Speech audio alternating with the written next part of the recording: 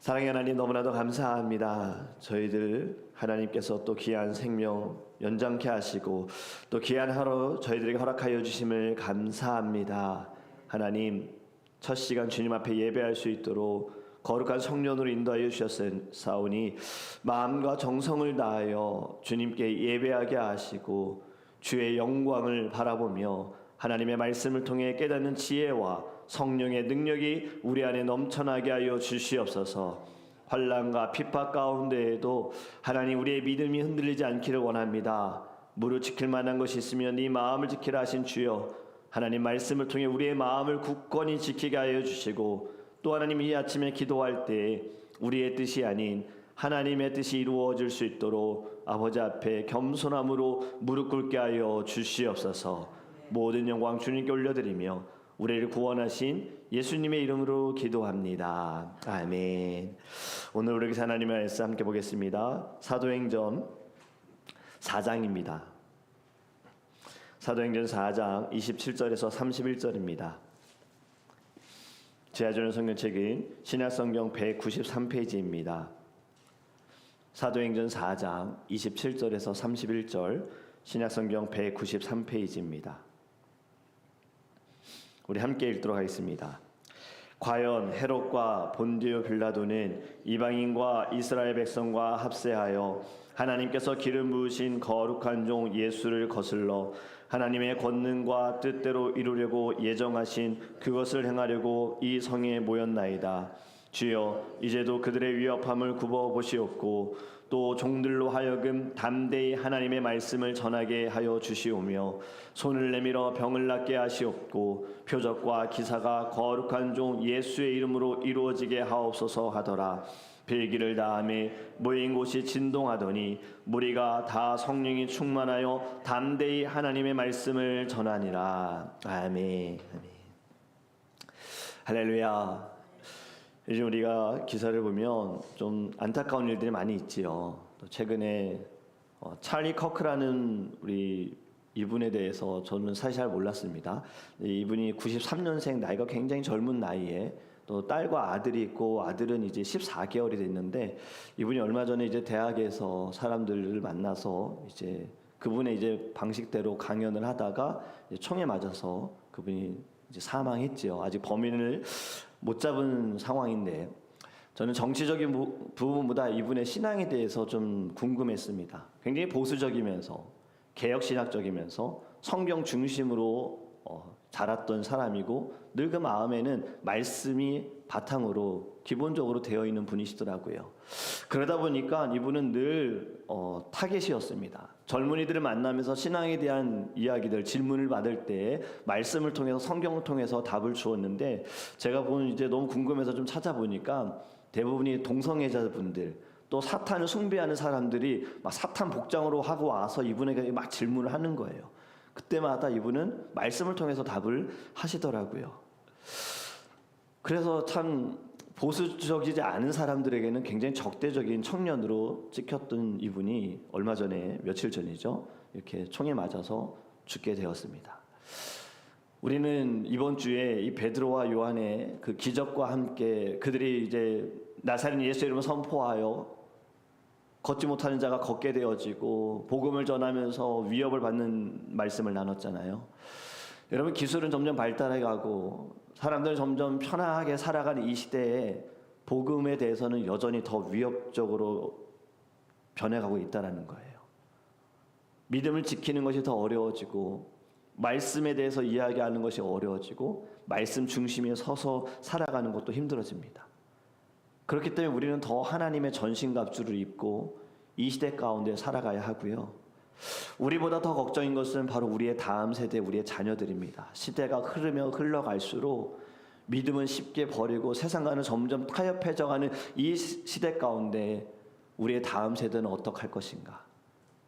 교회는 세워져 가는데 정말 교회가 건강한 교회가 되어지고, 정말 예배하는 교회가 되어지고, 우리의 다음 세대들은 진정한 예배자가 되어지고, 다시 오실 예수님, 마라나다 하면 주 예수여 어서 오시옵소서, 이 마음으로 살아갈 것인가? 아니면 이 세상에서 내가 좀 더 잘 살아보자라는 마음으로 그들은 그 목적을 두고 살아갈 것인가? 여러분, 우리는 많은 것을 생각하며 하나님께 기도해야 될 줄 믿습니다. 이를 위해 우리는 먼저 우리의 신앙을 점검해야 합니다. 내 믿음 지키는 거 당연히 중요하지만 우리는 더 사명을 가지고 살아가야 되는 거예요. 믿음 지키는 것에 목적을 두면요, 거기까지입니다.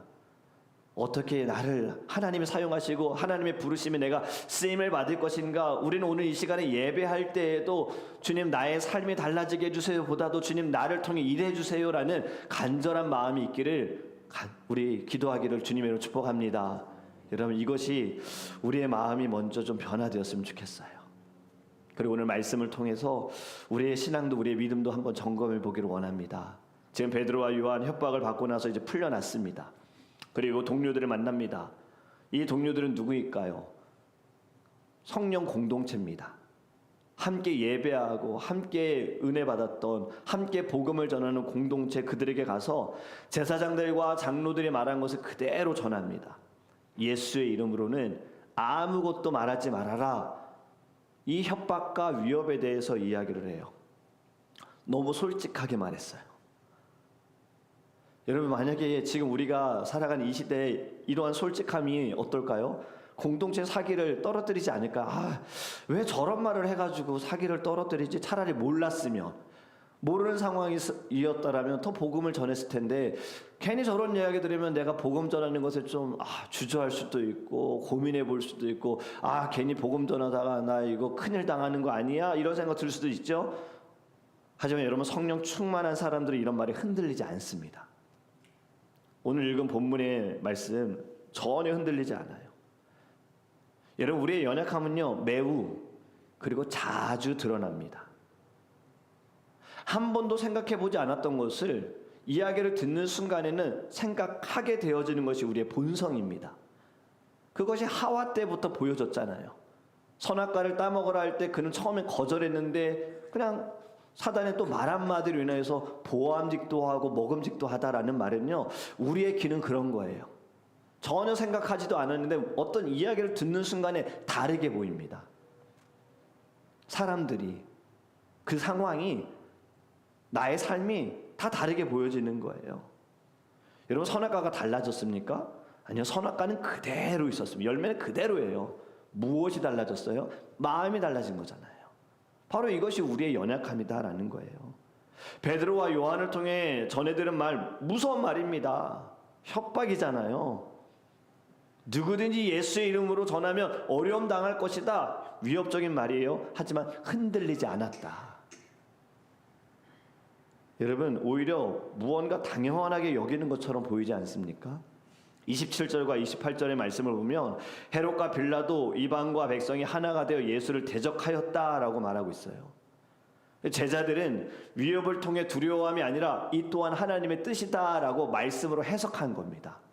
여러분, 우리는 상황을 만나면요, 어려움을 만나면 바로 묵상이라는 것을 왜 하는가? 말씀을 통해 해석하는 겁니다. 왜 하나님께서 나에게 이러한 상황을 주시는가? 그리고 모든 삶의 주관자는 하나님이십니다. 지금의 이 모든 것도 하나님의 뜻이 있습니다. 예수님이 십자가에서 죽으신 것도 하나님의 계획입니다. 이렇게 말씀을 해석한 사도들처럼, 제자들처럼 여러분, 우리의 삶도 말씀으로 해석하시기를 간절히 원합니다. 세상이 예수를 대적하는 것은 당연합니다. 복음을 전하다가 어려움 당하는 것도 당연합니다. 우리가 세상의 종교와 다른 점이 많지만, 정말 많아요. 그리고 저는 개인적으로 기독교를 종교라고 부르는 것도 좀 불편하게 여깁니다. 그런데 이해하기 위해서 종교라고 생각할 때 다른 종교와 무엇이 다르냐? 다른 종교는 잘 되고 싶은 바람으로 신을 찾습니다. 문제를 해결해 달라고 신을 찾습니다. 그리고 이 신을 통하여서 나의 삶이 달라질 거라는 믿음을 가지고 간절히 기도합니다. 신에게 정성을 다해야 돼. 내 마음을 들여야 돼. 소원이 그러면 이루어질 것이고 내 모든 어려움이 달라질 것이야. 이것이 일반 종교를 따르는 사람들의 마음입니다. 그런데 성경은요, 다르게 말합니다. 성경은 예수를 믿는다고 잘 될 거야 라고 말하지 않았습니다. 성경은 예수를 믿어도 고난을 당할 것이라고 이야기했습니다. 물론 우리는 예수를 믿음으로 말미암아 죄에서 자유함을 누리게 되어지지만 이 세상에서 우리는 잘 살 거야, 잘 될 거야가 아니라 예수로 인하여 고난을 받을 것이야. 십자가를 진다라는 것, 여러분 이것이 단어의 뉘앙스가 행복으로 느껴집니까? 이것 또한 고난이지요. 내 십자가를 져라. 예수님이 십자가 지고 웃으셨을까요? 얼굴에 평안하셨을까요? 아니요, 그분도 고통스러워하셨습니다. 골고다 언덕을 오르시면서 여러 번 쓰러지셨습니다. 괴로워하셨어요. 그 고통을 아셨기 때문에 겟세마네 동산에서 그렇게 간절히 기도하신 거예요. 땀방울이 핏방울이 될 때까지. 여러분, 우리는 예수를 믿는 것이 잘 될 거야라는 기대가 아니라 예수를 믿음으로 말미암아 이 땅에서 고난을 받지만 천국에 하나님의 놀라운 그 나라 가운데 우리에게 부어질 상급이 있고 영원한 나라에서 예수님과 안식을 누리는 놀라운 기대가 저와 여러분에게 있기를 간절히 원합니다. 여러분, 예수를 믿으면 그동안 바랬던 것, 가고자 했던 것도 다 포기해야 합니다. 내려놓아야 합니다. 나를 위해서 걸었던 목숨, 이제는 주님을 위해 목숨을 걸어야 하는 거예요. 그렇기 때문에 이것이 세상의 종교와는 다른 겁니다. 저는 여러분들에게 말씀드려요. 예수 믿는다고 잘 되지 않아요. 예수 믿으면 더 어려울 수 있어요. 왜냐하면 어떻게든 사단은 우리를 넘어뜨리려고 하기 때문에 더 고통스럽게 할 겁니다. 여러 가지 방법으로 시험할 겁니다. 그 시험은 사람을 통해서 줄 수 있고 재정의 상태로 줄 수도 있고 건강으로도 줄 수 있고 여러 가지 방법으로 줄 수 있습니다. 우리가 욥을 통해서 알 수 있잖아요.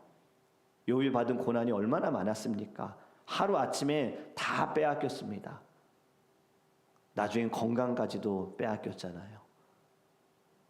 우리는 여러분 준비해야 합니다. 그것이 우리가 예배하는 이유고요. 말씀을 묵상하는 이유고 기도하는 이유입니다. 이 영적인 전쟁에서 어떻게든 치열하게 싸워서 믿음을 끝까지 지키는 것. 끝까지 예수님께 붙들려 있는 거룩한 삶을 위하여서 우리는 예배하는 줄 믿습니다. 여러분, 우리는 매 순간 위협을 받습니다. 가까운 사람에게 위협받고요. 일하면서도 위협받을 수 있고요. 때로는 믿었던 사람에게도 위협받을 수 있고 상황이나 환경을 통해서 위협받을 수도 있습니다. 여러분, 그때에도 흔들리지 않으시기를 바랍니다. 주님이 원하시는 자리에, 예배의 자리에 항상 있을 때에 우리 안에 하나님의 뜻이 이루어지게 될 줄 믿습니다. 여러분, 모여있는 자들이 또 무엇을 했습니까? 흔들리지 않는 그들이 한 것이 무엇이냐? 기도입니다. 29절에 그들이 이렇게 기도합니다. 주여, 이제도 그들의 위협함을 굽어보시옵고 또 종들로 하여금 담대히 하나님의 말씀을 전하게 하여 주시오며. 여러분, 위협의 말을 듣고 이들은 회의하지 않았습니다. 어떻게 해야 되지? 라고 논의하지 않았습니다. 만약에 의논했다면 여러분 어땠을까요? 분명히 의견은 갈라졌을 겁니다. 왜냐면 사람들의 의견은 다 다르잖아요. 마음이 다르잖아요. 생각이 다 다르잖아요. 의논하면 이런 이야기가 있었겠지요. 그래도 우리 계속해서 복음을 전합시다. 어떤 사람들은 지금은 잠시 침묵하고 때를 기다립시다. 어떤 사람들은 꼭 우리가 여기서 해야 합니까? 우리 좀 멀리 가서 아예 바깥에서부터 로마의 지배에서 좀 벗어나서 우리 거기에서부터 복음을 전해서 점점 안으로 들어옵시다. 다양한 의견이 나올 거예요. 어느 의견이 맞습니까? 여러분, 의견에 맞는 대로 만약에 나눠서 행동했다라면 하나님이 정말 기뻐하셨을까요? 그게 하나님 원하셨을까요? 여러분, 결국 회의를 하다 보면 이 사람들의 경험과 의견으로 이것이 반영이 되잖아요. 성령 충만한 사도와 동료들은 회의하지 않고 기도했다라는 겁니다. 그것이 무엇일까요? 하나님께 맡겨드린 거예요. 회의한다고 여러분 위협이 달라지고 로마가 하루아침에 무너질까요? 절대 그러지 않습니다. 여러분, 이들은 하나님께 맡겨드리면서 하나님께서 역사하여 주시기를, 하나님이 다스리시고 통치하시기를, 그리고 자신들의 마음을 위해서도 기도했겠죠. 이 위협 속에서도 하나님 우리의 믿음이 흔들리지 않게 하시고 우리에게 주신 사명 하나님 식지 않게 해주세요. 이러한 간절한 기도가 있지 않았을까요? 오늘의 기도의 내용도 이렇습니다. 그들의 위협함을 굽어 보시옵고 하나님 우리가 위협을 당합니다. 도와주세요. 하나님 우리가 어려움 속에 있습니다. 우리를 도와주세요. 그리고 말하기를 하지만 담대히 하나님의 말씀을 전하게 해주세요. 여러분 지금 이들이 기도하는 것은 하나님 상황과 환경을 바꿔주셔서 우리가 복음을 전하게 해주세요가 아닙니다. 주님 어떠하든 저희는 복음 전하게 해주세요. 하나님의 말씀을 전하게 해주세요. 이것이 이들의 기도였습니다. 왜 이렇게 기도했을까요? 복음을 전하는 것은 선택이 아니기 때문입니다. 사명이기 때문이에요. 사명이기 때문에. 여러분 우리가 복음을 전하지 못한 이유는 무엇입니까? 우리가 복음을 말하지 못한 이유는 무엇일까요? 용기가 부족해서, 거절을 당할까 봐 두려워서, 사람들의 시선이 두려워서입니까? 여러분 담대함은요 성격에서 나오는 것이 아닙니다. 성령의 충만함으로 말미암아 성령님 우리의 마음을 붙잡아 주실 때에 두려움이 담대함으로 바뀌게 될 줄 믿습니다. 그래서 여러분 안에 계시는 성령님이 말씀하실 때 지금이 때야라고 그 마음 주실 때 여러분 담대하게 예수를 증거하시기를 간절히 원합니다. 성경 분명히 말씀하시죠. 때를 얻든지 못 얻든지 우리는 복음을 전해야 합니다. 왜냐하면 주님 곧 오실 수 있으니까요. 때를 놓쳐서는 안 되는 거잖아요. 그렇게 우리는 이 아침에 기도할 때에도 하나님 복음을 전하는 입술이 되게 해주세요. 복음을 전하는 오늘 하루가 되게 해주세요. 어찌하든 주의 말씀을 나눌 수 있는 주님의 날이 되게 해주세요. 이것이 우리의 기도의 제목이 되기를 주님의 이름으로 축복합니다. 여러분 30절에 이렇게 말합니다. 손을 내밀어 병을 낫게 하시옵고 표적과 기사가 거룩한 종 예수의 이름으로 이루어지게 하옵소서. 여러분 병이 낫는 표적과 기사를 구합니다. 병을 낫게 하는 능력을 제게 주세요. 병을 낫게 하는 은사를, 신유의 은사를 제게 주세요가 아니라 병을 낫는 표적과 기사, 나의 능력이 아니라 주님의 능력이 있다라는 것을 이들은 알았던 겁니다. 그렇게 예수의 이름으로 선포할 때 표적과 기사가 일어나고 이것이 목적이 아니라 이로 인하여 복음을 전하게 해주세요. 여러분 이 기도가 끝나고 어떤 응답을 받습니까? 31절의 마지막 결론입니다. 빌기를 다함에 모인 곳이 진동하더니 무리가 다 성령이 충만하여 담대히 하나님의 말씀을 전하니라. 아멘. 모인 곳이 진동하였다. 오순절에 그 마가의 다락방에서 함께 모였던 120명이 기도할 때 성령의 뜨거움이 있었던, 성령의 역사가 있었던 그 역사가 지금 이 순간 기도하고 또 일어납니다. 여러분 성령의 충만함은요 기도하는 가운데 일어나는 줄 믿습니다. 오늘 이 새벽에도 여러분이 사모하고 간절하게 부르짖으면 이 새벽에도 일어나게 될 줄 믿습니다. 이 건물이 진동하는 거예요. 제가 유스 EM 사역을 이렇게 처음으로 이제 맡아서 할 때 목사님들이 리더들이 기도할 때 이런 단어를 꼭 쓰더라고요. 빌딩이라는 단어를 쓰는 거예요. 이 건물을 제가 영어를 다 이해하지 못하지만 제가 딱 듣기로는 이 건물 가운데도 하나님 역사해 주세요라는 그런 내용인 거예요. 그게 무슨 이야기일까요? 여러분 우리는 예배할 때 이곳이 진동한다면요 이 아래층에 있는 펫샵이며 요가했고 이들도 다 예수님 믿을 수 있어요. 저 위에 있는 음악 소리, 찬양 소리가 이들에게는 음악 소리로 들리겠지만 왜 이렇게 크지가 아니라 그 찬양의 소리가 이들 가운데, 말씀이 이들 가운데 놀라운 성령의 역사가 일어날 수 있다라는 거예요. 이것이 여러분 진동하는 겁니다. 무리가 보면서 궁금해하는 겁니다. 어느 목사님의 간증, 미국의 목사님이 이런 간증을 하셨어요. 자신이 어떤 분에게 공장에서, 목사님의 간증이 아니라 공장에서 일하는 분의 간증입니다. 목사님을 초대한 거예요. 공장에서 예배할 수 있고자 하는 바람을 가지고. 그래서 목사님이 공장에 방문을 하셨는데 예배를 드리기도 전부터 이미 공장에서 일하는 분들의 마음에 뜨거움이 일어났다는 거예요. 여러분 하나님이 하시면, 그 목사님의 능력이 아닙니다. 하나님이 하시면 건물이 진동하는 겁니다. 땅이 진동합니다. 우리의 모든 예배가 새벽에 드리고 수요일 모임과 금요일 모임과 주일 예배 이곳이 진동할 수 있도록 기도하기를 간절히 원합니다. 그것은 성령으로 말미암아 가능케 되어지는 거예요. 그렇다면 나 한 사람이 주님 성령의 뜨거움이, 성령의 충만함이 있게 하소서, 이 사모함으로 진동케 될 줄 믿습니다. 여러분, 진동은 가정에서도 일어날 수 있고요, 여러분들이 일하는 자리에서도 일어날 수 있습니다. 이걸 두고 우리는 기도해야 합니다. 하나님, 지금 이 자리에 진동하게 해주세요.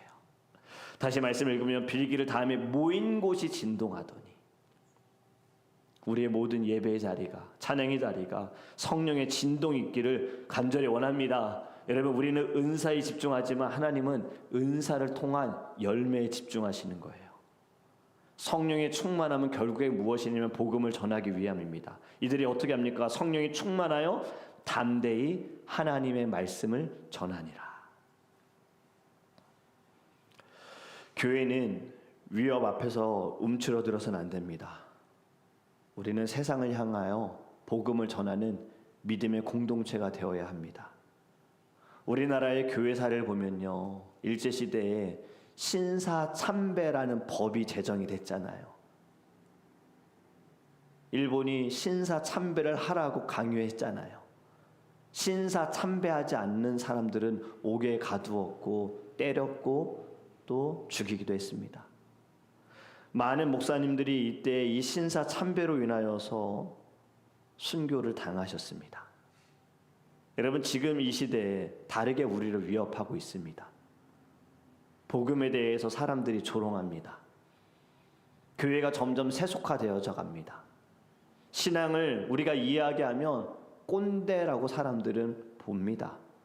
이러한 세상 속에서 여러분, 우리는 초대교회 성도들처럼 기도해야 합니다. 성령의 충만함을 구해야 합니다. 그리고 환난과 핍박 가운데에도 두려워하지 않고 우리 안에 담대함을 주셔서 말씀을 전하게 해주세요. 이것이 우리의 기도가 되기를 간절히 원합니다. 여러분, 지금 이 시대는요, 안전을 구하고 안정을 찾습니다. 하지만 우리는 담대함을 구해야 합니다. 지금 이 시대는 어떻게든 편안함을 구하지만 우리는 순종을 선택해야 할 줄 믿습니다. 오늘의 말씀을 통해 위협을 받는 순간이 있을 겁니다. 그때도 흔들리지 않기를 원해요. 그리고 하나님의 선하심을 믿으시기 바랍니다. 위협을 받는 그 순간 더 기도하셨으면 좋겠어요. 혼자 하기 어려우시면 기도의 공동체를 통하여서, 믿음의 공동체를 통하여서 함께 기도하여 담대함으로 이 세상에 복음을 전하는 저와 여러분이 되기를 주님의 이름으로 축복합니다. 이제 우리 함께 기도하기 원합니다. 여러분, 첫 번째로 기도하기 원하는 것은 이 세상을 바라보며 우리 하나님께 간절한 마음으로 나아갔으면 좋겠습니다. 주님, 저희들이 이 세상을 바라보면서 우리의 마음은 어떠합니까? 저희들이 복음을 전함에 있어서 하나님, 우리의 심령이 어떠합니까? 두려워합니까? 신경 씁니까? 눈치 보고 있습니까? 때를 기다리고 있습니까? 복음을 전함에 있어서는 기다리지 말라 하셨는데, 주님, 저희들의 입술이 어찌하든 복음을 전하는 자가 되게 하소서. 이 세상은 다르게 우리를 위협합니다. 주님, 어떻게든 흔들리지 않게 하시고 끝까지 예수를 증거하게 하소서. 하나님, 무엇보다 우리의 마음 가운데 성령의 뜨거움으로 말미암아 하나님의 뜻을 알고 믿음으로 살아가 오늘도 아버지 복음을 전하는 하루가 되게 하소서. 우리 다 함께 주여 부르시고 통성을